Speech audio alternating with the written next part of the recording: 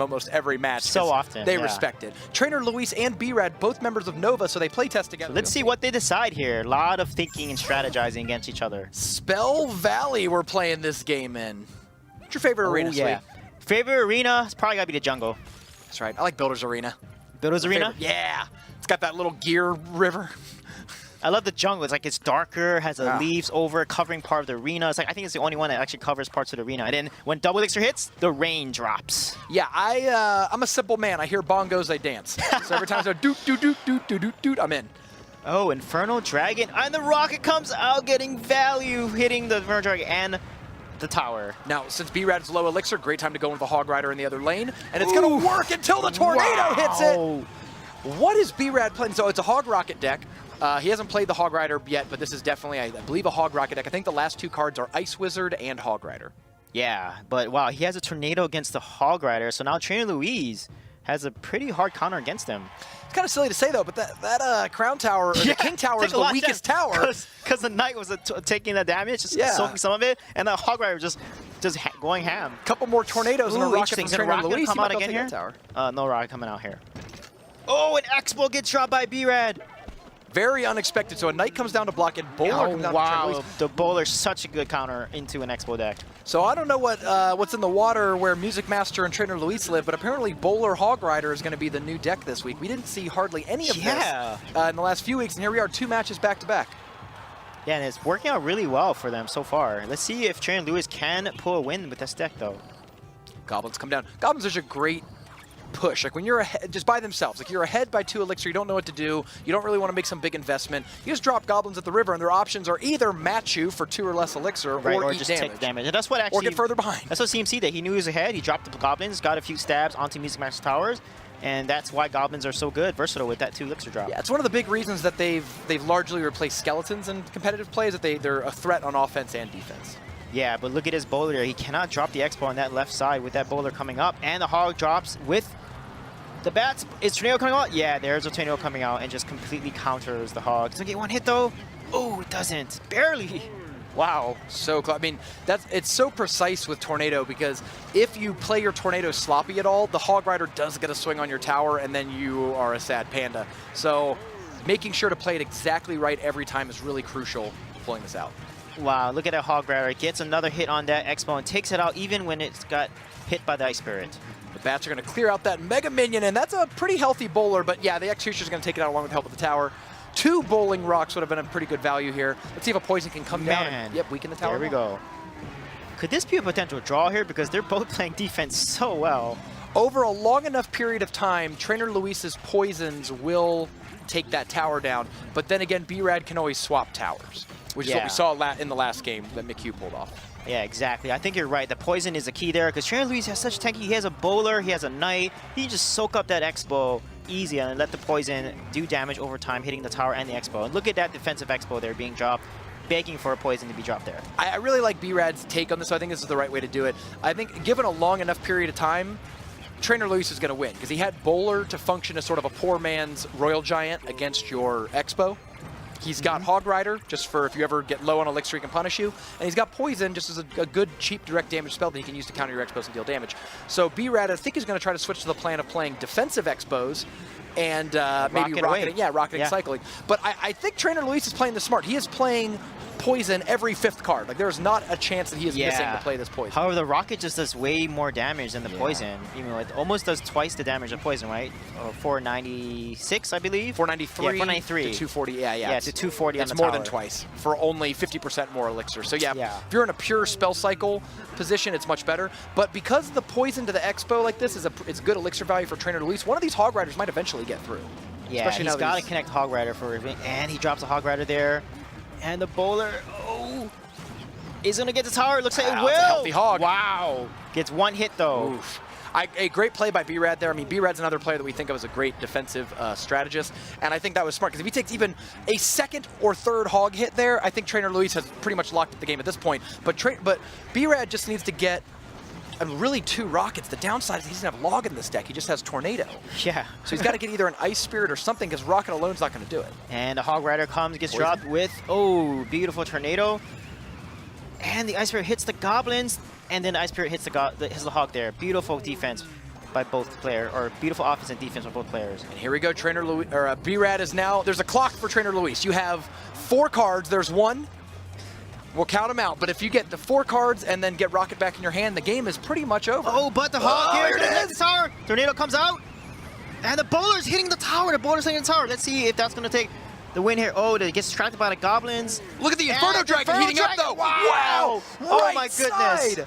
That's insane. Tornado in that, because you think you got Bowler, you got Baby Dragon, like wouldn't you want a Tornado to go along with those? That's kind of the basis of the Splash Yard deck, but not today. All right, so Trainer Luis, blue in the bottom, B-Rad red along the top, and they're just going to cycle the Ice Yeah, Spirit to they're get a just better going to hand. feel each other out here. There's no reason to react to these bats. Those 3 bats are never going to get to the tower, so both are Nope. sitting at 10. Yep. Normally, you think like once Elixir starts to come out, you have to keep following it up, but early on, that's not always the case. And there we go. Beautiful Ice Spirit counter on the goblins, and they're just going to continue to feature out. There we go. Minion gets dropped in the back.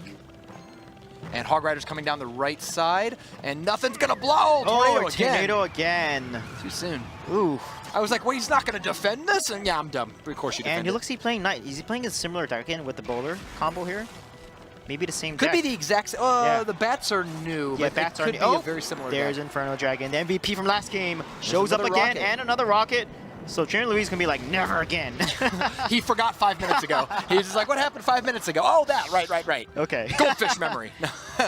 Okay, so bats are coming down the right side. Decided not to split them this time. All 5 bats in the same lane do a little bit of damage to the tower, and this 3 Ooh, elixir look at that Ice offense, Spirit. that's going to trade 3 for 3. That's totally fine.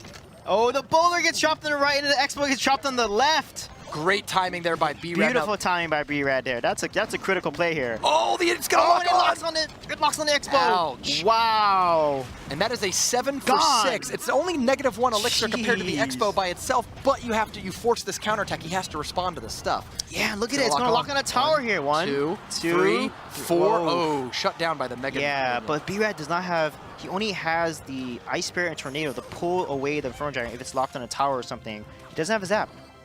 Good news for Trainer Luis, though, is if you won the last matchup and it's the exact same decks again, Yeah. do it again, Do buddy. it again.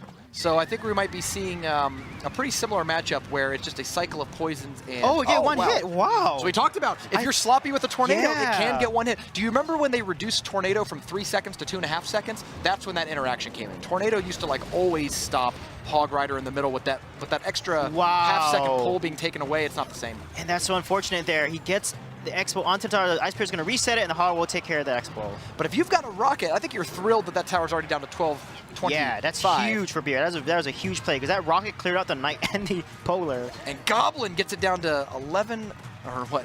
1119. I was about to say, I was trying to read it out, but just 1,119. And there we go. The Mega Man is dropped to counter that Inferno Dragon, and they will take it out. Bowler's gonna be put down. Oh, okay. He says, "Oops!" He meant to play the bowler in the same lane, and instead he gives up the value. Rocket. The value. Oops, says Trainer Luis. It looks like this matchup, despite being the same decks, are gonna go a very different way this time. As B-Rad just needs to get back to one more. Oh, there's a Tornado, and it's gonna shut down that Hog with the Goblins there. Goblins get just enough damage. Gets 1 hit. Yeah, but Yeah, just 2 more rockets. 1262 is too far. 2 rockets is all he's going to need. Actually, you know what? Let's not call it because we did He this last time. just needs 1 more Inferno Dragon. Oh, he's trying to drop on his back here. And if this locks on at all, even just for like he's 100 or 200 Is he damage, gonna it's rocket that? No, he's not. that Ice Spirit might actually hurt more than Yeah. Oh, it's still locking the Give him a Knight. chance to reset. and However, actually it's get gonna on lock on the something. tower. Oh, no, and there it that's is. gonna be game. GG. B-Rad takes it. All right, Yeah. so we are tied up 1-1. Same decks, same matchup, totally different result this time. Now, we saw this last week with the Music Master exciting game of the match. B-Rad up top in red, Trainer Luis in blue along the bottom. Miner will not be coming out. Trainer Oh, Luis he switched playing up to his Spellbait. log. Yeah, Spellbait deck. And the rock comes out. So Spellbait always plays Rocket unless it's banned. So B-Rad is not going to be able to pump up. But, okay, so what decks does B-Rad play that run Elixir Collector? I guess 3 Musketeers might be my guess. Yeah, he has played 3 Musketeer. He could potentially play maybe a P.E.K.K.A deck, potentially here. But it looks like an Expo, I think. Maybe an Expo again. It could be, because we saw, we know McHugh and B-Rad are, good friends. They practice and play together a lot. Oh, Baby Dragon. So I don't think it's an Expo deck here. I think it's a Golem deck. Yeah, Golem deck. It looks like Golem to me. And is that Knight going to be able to block the Princess in time? It is just close enough to survive. And this is what we were talking about earlier with Princess play, right? That was 3-3, Princess to Mega Minion. Mega Minion goes down, and now it's like, what's going to take out this Princess? It's just trucking. Unfortunate Gobble Barrel drop there. Got nothing for it. And the Golem Knight, which is such a great combination. I think the Goblins are going to come in and hold that in place. And finally, just finally, the Night Witch will take out the Princess. And it's going to be tough. Not that B-Rad can never play a Golem, but without the Elixir Collectors to get that advantage, it's tough. Now, good news for B-Rad, Golem has a great matchup against Spellbait if he can get a Golem down and not die from it. Yeah. So I think he counted the cycle really well. Trainer Luis not doing anything, right? We're not, we don't see any punish coming in. So it looks like it's going to be up to Trainer Luis just to try to defend this Golem. And the deck's not really well equipped to do that because all it relies on is the Inferno Tower that can get lightninged away. Pretty aggressive Inferno Tower up front there. I think he tried to play it. I think his idea was, let me play it before B-Rad gets his like 6 elixirs, so he can't lightning it. Right. He did have 6 elixir, but he didn't lightning it, which tells me that maybe he doesn't have it, or he didn't feel like it was a worthwhile play. This could be a Golem 3 Musketeers deck. Yeah, it could be. That's a really aggressive deck. One push, one win kind of deal. And he's going to keep trying to cycle back to the Elixir Collector, but I can't imagine... Well, actually, Trainer Luis is just now getting 6 Elixir. Yeah. And he might rocket it now, but that pump's gone. It's too late. Opting not to rocket it. I assume it's because it's double Elixir time, and it's just not as relevant anymore. Oh, this is going to be really tough. He's going to get such a good push here. This log. And then Log's going to come right out to counter. Knocks the Knight back a little further. Mega Minion's going to take out the Princess there on the left. Good job for the Mega Minion. And this Golem is... I mean, B-Rad has the Elixir right now for Lightning, so if a Lightning comes down, he'll have it. He does have support troops behind it to help. I think great job by Trainer Luis, though, keeping the pressure up on the right side. He's trying to prevent B-Rad from just having all the Elixir in hand to do these big the Lightning. spells. Hits the Princess as well. Wow. This actually might be a right side play and not a left side play. The Golem might be a total distraction. The Mega Minion. Oh, and Knight gets dropped just now, but the Baby Dragon is on that tower, getting so many hits there. I think it's 4, 5 hits so far. Another one, 6, 7. And another Golem. Look at the Golem drop, pushing down the left lane. Too far. The Inferno Dragon is not locked on to the Golem. And even if it was, that's a really healthy Golem where just the death damage and the Golemites are going to be enough to finish off that tower. And so he has a Lightning too. Yeah, B-Rad is going for the 2-1 victory and takes the right side tower just to assert dominance. He's like, yes! Woo! He's celebrating. That is the meanest you'll ever see a Canadian.